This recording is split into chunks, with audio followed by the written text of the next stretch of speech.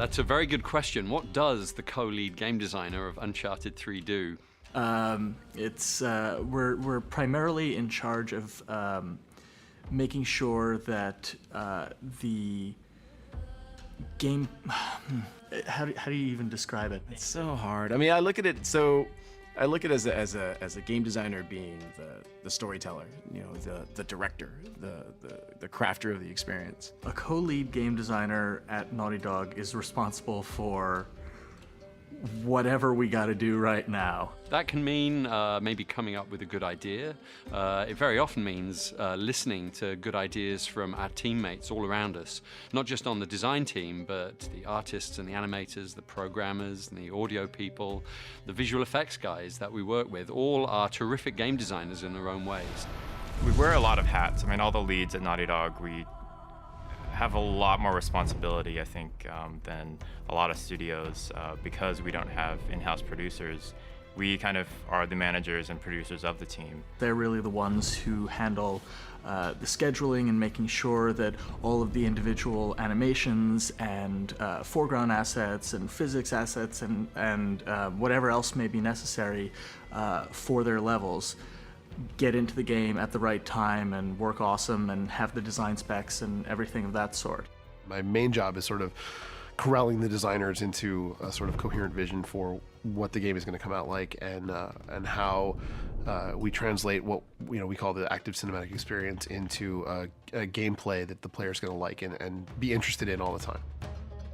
I think a game designer's first and most important role is to be an advocate for the player. We're always thinking about the player's experience, really from the very beginning when they become aware of the game, all the way through to when they're putting in their 100th hour in our multiplayer game. We're always thinking about how can we make their experience better, how can we draw them further into the fictional interactive world that we've created, and how can we entertain them and surprise them and delight them. We're unwilling to settle for anything other than what we consider to be the best possible experience that we can create. The whole idea of the active cinematic experience, the playable Hollywood blockbuster, only barely made it in. There was like one moment in Uncharted 1 that pretty much everyone picked out as like, that's the bit that we want to do in Uncharted 2. And so Uncharted 2 was, hey, that little moment, that 30 seconds of gameplay, how do we make a game that evokes that the entire time? Uncharted 2 was an amazing experience, putting that game together, creating all of that new technology, and doing the groundbreaking things that we did with it. There were so many things in Uncharted 2 that we did that had never been done before. In particular, in terms of having characters running around, interacting on an environment that could move. And so I guess in the process of making Uncharted 3, we really took that idea and ran with it. Don't. Stay down. We now felt like we had more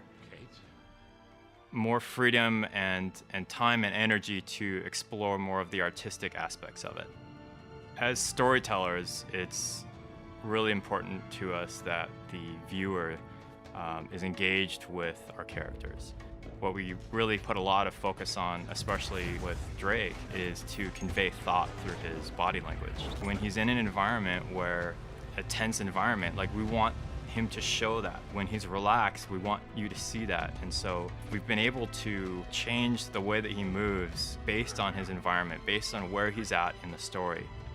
There might be sections where Drake is just completely exhausted, and when you stop moving him, he'll just collapse to the ground, and you kind of pick him back up again, and you feel kind of like, come on, like let's go, it's just a little bit further, we can do this. And it's something that I hope the players appreciate.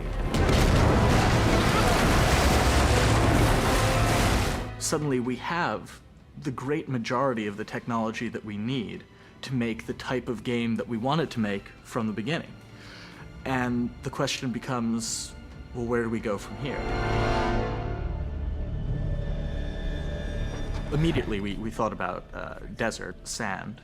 Sand is a very big challenge technologically. It flows and moves and mounds and changes and shifts like water, but also in a more viscous way. So there are all sorts of different gameplay ideas that came from that.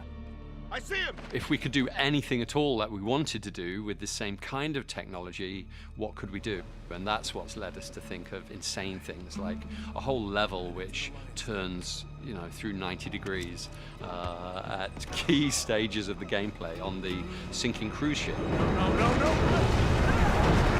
The cruise ship is one of the most technologically advanced levels I've ever worked on, and certainly I think any other company's worked on. Like, the cruise ship is being driven by a real-time wave ocean simulation that drives the animation of the ship, so it never cycles the same way twice. It feels different every time you play it. When I started the cruise ship, I was actually planning on faking most of that with animation. But then we have this awesome guy, Carlos Gonzalez here, and he was like, why would you do that? Why would you fake it with an animation when we can make you a fully procedural ocean? Nice day for a boat ride. That's one of the other really funny things about Naughty Dog is that I asked for a simpler feature, and Carlos gave me a real-time, fully procedural ocean. That's how Naughty Dog rolls. The other sort of big thing that we try to do is to make sure that our multiplayer this time felt much more diverse and interesting, and sort of make it a big ticket item. So what does Uncharted mean, right? Like, it's not only like this big cinematic experience, right? It's also about like your comrades, right? Like the people who you're working with all the time, right? And so we looked at that and like, well, what do we do about that? Okay, well, let's come up with the buddy system. And in single player, we have this cargo plane, and it's really cool sequence in single player. It's extraordinary. It's extraordinary. And I saw that, and I went to Evan Wells, and I said, Evan, we need to use that in a multiplayer map.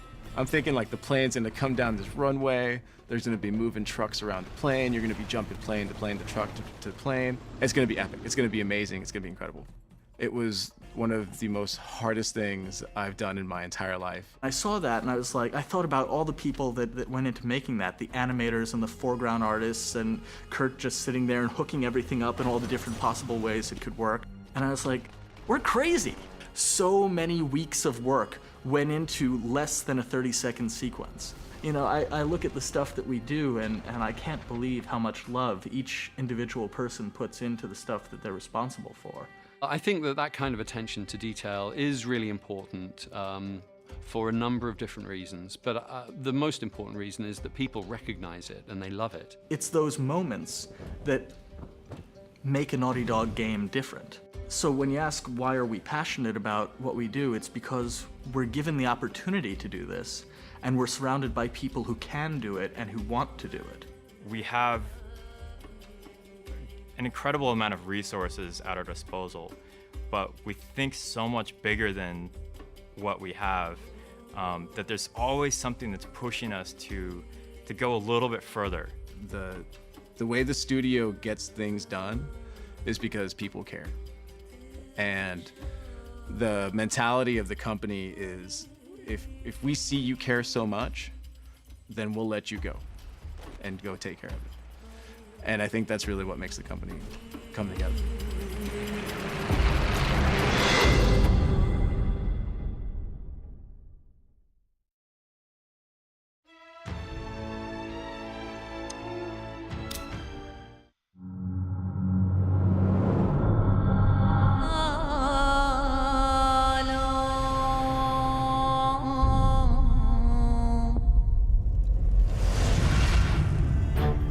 The game starts simultaneously in the hands of the designers and then in the hands of the writers, Amy specifically.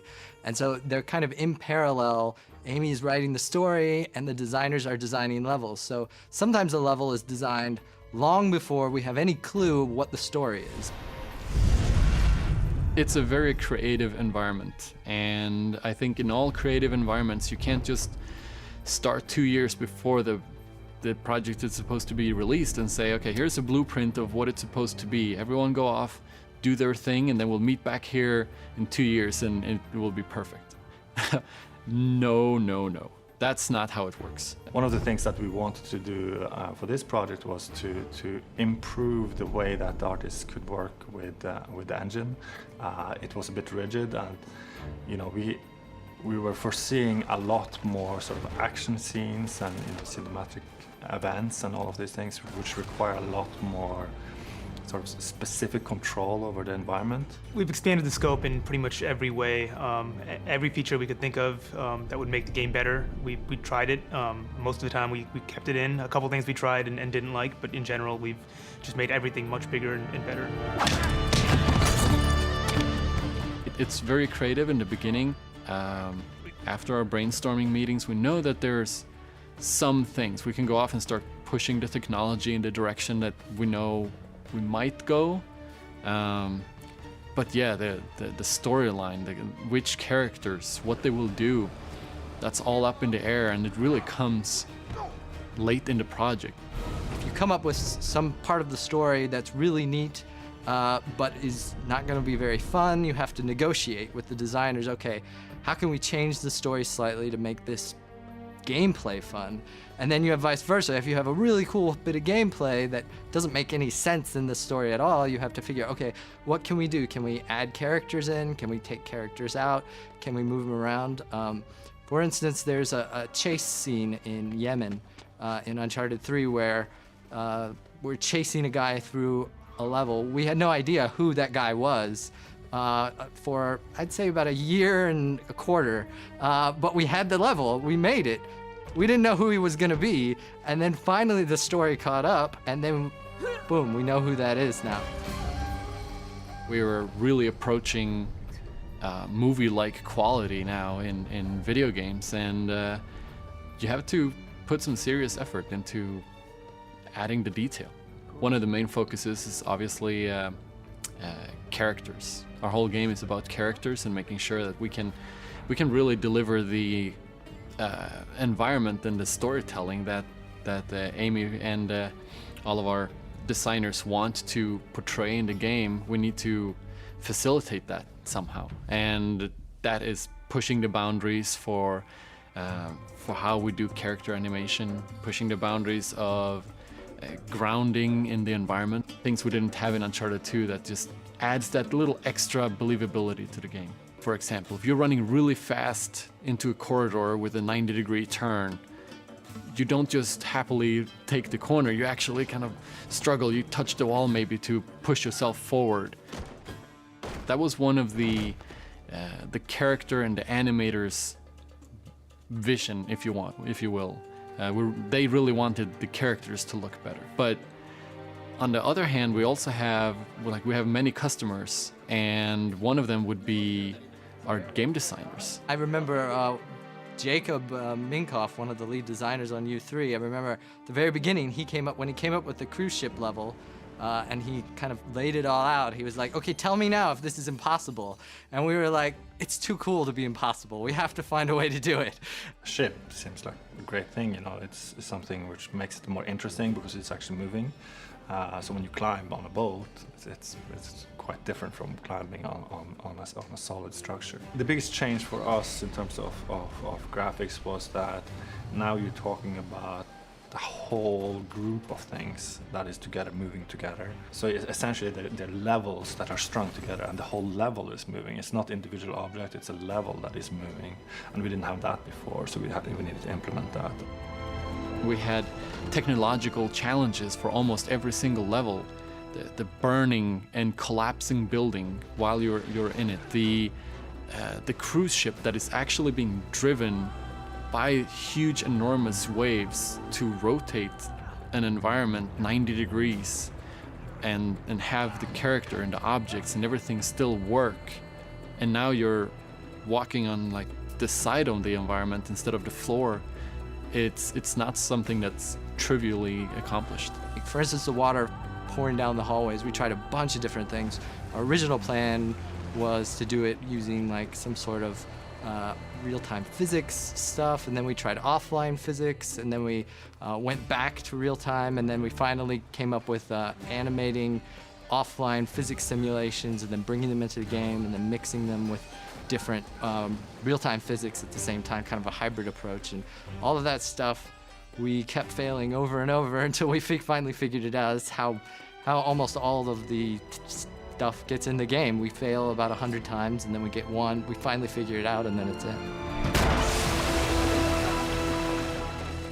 there's a spark in everyone to create something, and give them enough things to play with, they'll create something awesome.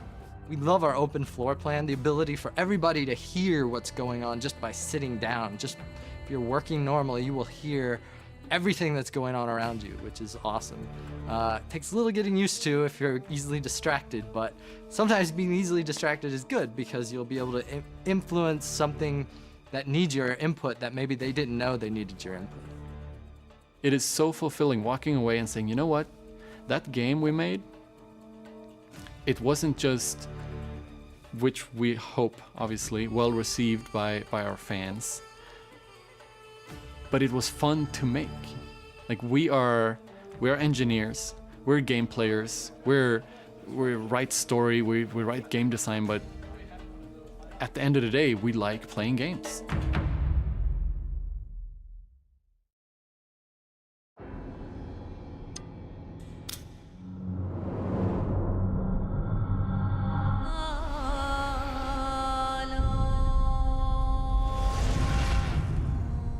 Visuals are like plot points, You don't just sort of write a story not knowing where you're going. You've got specific points you're trying to emphasize.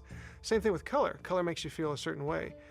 Pink, reds, greens, purples, all have an emotional effect on human beings. So you want to direct that color in service of the story you're trying to tell. You want the final product to be valuable. You want it to be something that you can be proud of and something that is valid as an art form. As an art director, you try to make sure the game is consistent.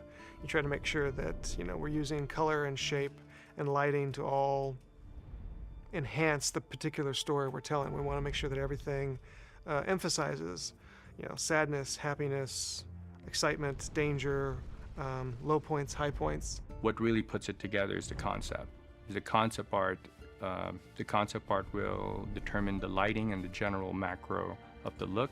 It'll give you a good framing of the level and give you the feel, which is probably the most important thing. The artist needs to get the feel of the level so he can put the appropriate details. We always go to an amazing lost civilization that we've never seen before, and that's always the challenge to come up with. This one, it's Sandlantis. It's this lost Arabian city that's in the middle of nowhere, and the hard part there is coming up with something that looks believable, that we've never seen before, but also looks historically accurate. We definitely have a lot of different inspiration, and it definitely comes from everywhere in the company. I don't think there's a single person who has managed to sit still for the whole duration of the game and just do their own thing. They'll always want to contribute to the rest of it. You got to do a lot of research into the architectural style. What are the sort of specific idioms that make something look authentic to that area? The motifs, what are they doing? What are the materials they're using? Texture shader artists paint textures for the surfaces that you see in the game. They plug those into shaders, and then through the shader you can apply surface qualities like wetness or dryness or whatever you need. My team's responsible for all the weapons, props, vehicles. Anything that moves in the game is not a character, falls underneath the technical art / prop artist team. We kind of take the world that's given to us and try to add motion to it, try to add the subtleties that really sort of make an environment pop. Or take a collapse and add the dust, the debris, the volumetrics, and a little more of the bang to it. Kind of like the frosting on the cake. Oh, man, that was close, huh? Amy does a lot of research. The cool thing about the games is they're based in history and reality.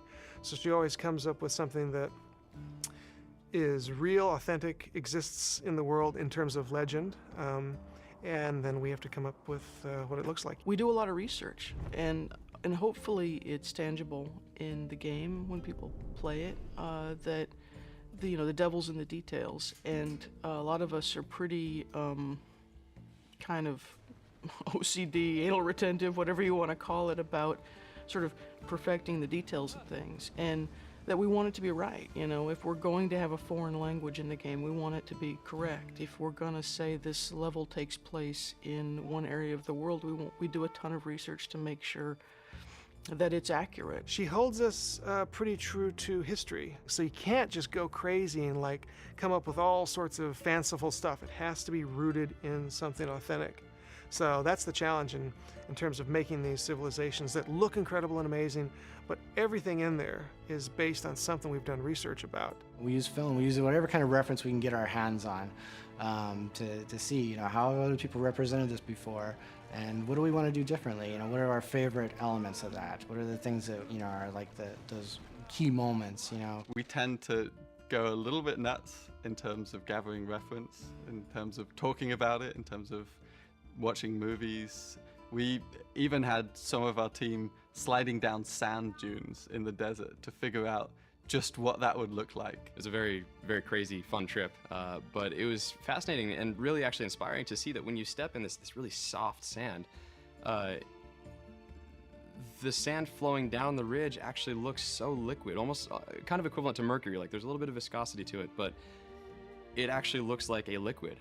And so we just went out there with our cameras, got sand everywhere, and just pulled in a dozen hours of amazing reference of us diving down the dunes, of us running up and down the dunes and crawling the different ways like you would actually move if you were tired, because it was 114 degrees outside and we were exhausted. After collecting ridiculous amounts of reference, we tend to just have at it, in the sense that let's just start building things. There's definitely a degree of, okay, let's figure out the big shapes and let's figure out the big picture.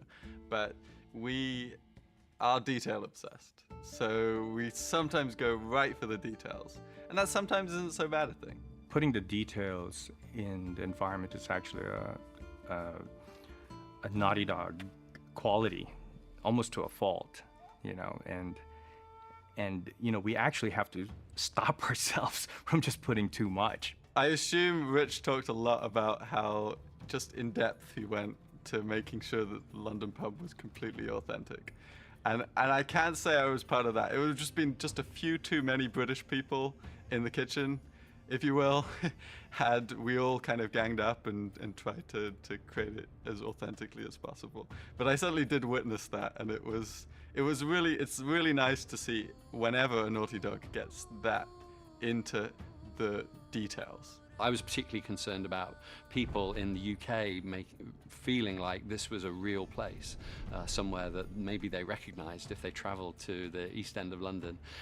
So that was a fairly easy sell for me with my teammates. Typical bloody Yank, all talk. It felt like we'd already kind of hit the peak. How do we beat that? How do you beat so many Game of the Year awards? Like, do you even try? And yes, you definitely try. Whether you succeed or not probably isn't so important. Everybody has done such an amazing job. And you walk through the studio and you look at any monitor and you got to take a double take. And you wait, what level is that? Who's working on that again? Because it all looks so great. Uncharted is probably the most exciting IP I've ever worked on because of just the improvements in each iteration, just the improvements from 1, 2, and 3. The team continues to evolve and just get better. And whether that's just people that are just working really hard to create better content, or the new blood that we're bringing in every iteration that adds a new flavor to the DNA of the company and just puts it to the next level, is just amazing. I can't wait for the next following games that we're going to be working on. Are you my enemy, American? Drake. My name is Drake.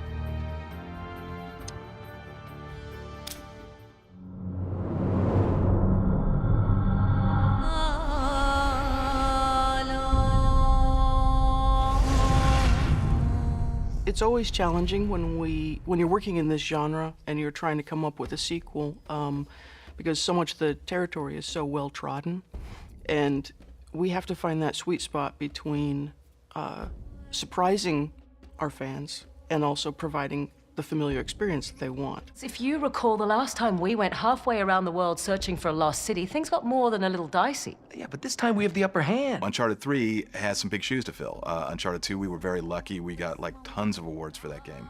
It's sort of like, where do we go now, you know? What the hell? Let's do it.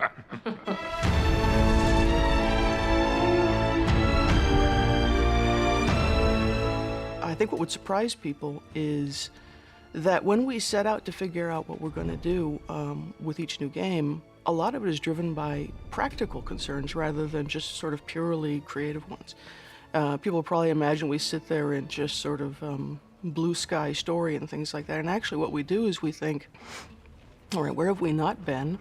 What technologies have we not pushed? What would challenge us as game developers? And what are some really awesome set pieces that would blow people's minds?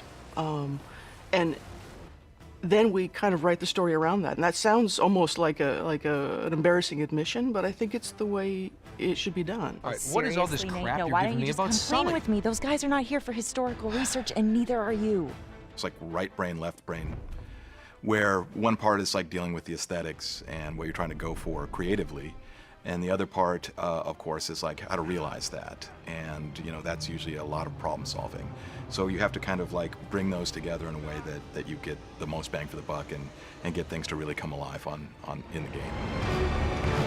From the very beginning, when we're coming up with a story, it's not just Amy, it's Amy and myself and Justin and Taylor and Richard and other people putting in their 2 cents for ideas, and the entire company really participates in that process.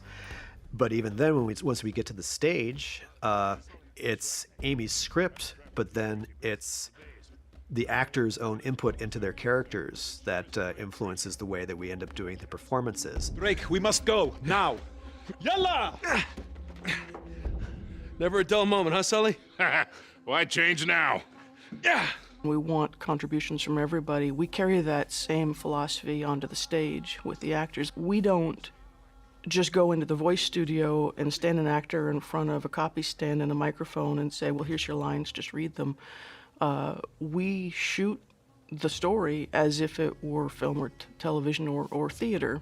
And of course, that means the actors get to sort of settle into their characters as well. They genuinely enjoy working together. And, you know, again, some of the best moments are completely improvised by them. And I will always give them credit for that. And some of the most sort of touching moments are because these aren't people that just met, you know? They've known each other for 5 years and they actually have this relationship. You have these actors who have played these characters now for the 3rd game in a row, and they know these characters. They've helped build these characters really from scratch. It's really interesting to see them get to really kind of spread your wings isn't the right way to put it. These actors are getting a chance to sort of explore the corners of who these actors are, of who these characters are. You can skip the mind games. You don't know me. You know, if we come up with some ideas on the spot, you know, we'll try them out, and if they end up working, then we'll use them.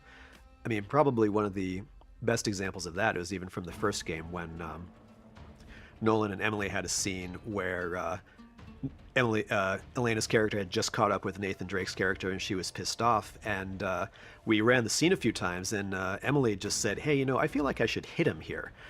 And, you know, it wasn't in the script, but we thought, yeah, okay, that might actually be funny. So, you know, we get in the scene and she does this like, and, you know, of course it worked great, and that ended up making it into the final cinematic in Uncharted 1. And that kind of stuff happens all the time. If you just watch their faces when they're saying a line, there's the essence of it right there. Now, we don't just kind of mimic it, but that is our reference. That is where, you know, that's what we kind of, that's our launching off point.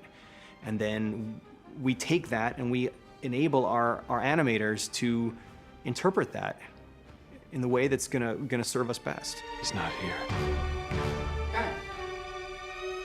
We do not do and never have done any facial animation capture. There's a number of reasons for that. We actually looked into a couple of possibilities when we were first working on Uncharted 1, but ultimately it ends up giving us more limitations than it does flexibility. We have some phenomenal animators back in the office that can really craft the performances to be exactly what we want them to be. And when you're working with facial capture, you know, you're just kind of stuck with what you got, and you got to spend all this time cleaning it up to get to where you want it to be. So why not just do what you want from the get-go? God, what a dick. Right? Come on. We gotta find a way out of here fast. We're completing the performance that was started on the stage. You know, we have amazing actors who give us these incredible little vignettes of, you know, scenes that are very personal, and I love the energy that they have with each other, and we need to make sure that what they started is completed. Nate, just who are we dealing with here? Working on the third outing in a series, you have to think about, you know, how are you changing things up? And you want to do it in ways that are meaningful, but sometimes you arrive at them in ways that are sort of simple and obvious. And one of the things that immediately occurred to us is it'd be more interesting to see a female antagonist this time. Same cocky little shit. So fearless. I wonder what you're really afraid of. And it'd be more interesting to have a antagonist who was more cerebral and therefore challenged Drake in different ways. You get off on all this, don't you? Cheating death. It's a very different character to try to write. It's actually a much harder character to try to write, and it was a much harder character to cast. And thank God we found Rosalind Ayers, because she brought something really unusual, I think, to the character. I'm sorry, Nathan. It seems you've been removed from the equation. It's been a lot of fun to have a female villain, and she's kind of wicked. Catherine! She gets into your head, and she wants to know what makes you tick, and she wants to know what you're afraid of, and she'll find out. But she's also, like, sweet, and it's very unnerving in a good way. That's I think what makes her a good villain is she's prim and proper and wicked. Yes, it is regrettable, but... Not regrettable. Sloppy. One of the things you want to do is delve more into Drake and his background and his personality, his relationship with Sullivan, how that came to be. But also, it says something about... His past says something about how he is in the present, just like it does for all of us, right? I just want to make sure we're doing this for the right reasons. You got your pride all tangled up in this thing. It's making you reckless. I taught you better than that. I've always perceived Drake as someone who has some issues about loss and abandonment, and, you know, therefore keeps people at arm's distance. And when things get too real, he's real good at being the hero, but when things get too real, he might make himself scarce. We don't know people like that in real life, do we? No. We've been trying to reach you for over 24 hours. Oh, right, I need to top up my minutes. You're using a prepaid phone? Mate, those contracts are a complete rip-off. What? Mine's broken. I've been working with Amy and Taylor on the Uncharted games since the very beginning, right? And the three of us have this rapport and communication that enable us to really collaborate and work together and get the best possible results from each other. Come on, admit it. You love all this as much as I do. Naughty Dog is, I think, very unusual in the fact that we've actually grown to be a pretty large developer, but we've retained that sort of garage shop mentality and really collaborative spirit and a very, very flat hierarchy. There's not a lot of management or order or organization. You know, it's mostly just sort of seat of the pants chaos, to be honest. Well. It's cute. What? Because it's a well. Shall we? We don't have like a typical structure where we have a producer that kind of goes around and coordinates all the various aspects of the game. And ultimately, what you see in the end result in the cinematics is really the product of dozens of different people's ideas and vision. It's not just one person saying it's my way or the highway. Everything goes in. It's hard, I think, as a writer to say, all right, everybody just trust me and come along on this journey with me, while you yourself are terrified that, you're hoping that all of these ideas coalesce. You are a crafty little beggar, aren't you? I know how to take care of myself. On the other hand, part of, I think, the experience and the act of faith in yourself is, well, I've been doing this for 22 years, and I've always pulled it off, that you as a creator and a writer, as well as trusting in the people around you, that the right answers will be there when you need them. It's going to be really gratifying when this thing that seemed like it was going to be impossible to do actually happens, and we just sort of rain that down on the fans, and that's going to be sort of an amazing, amazing moment, I think. I'm looking forward to that. Perfect. Here we go.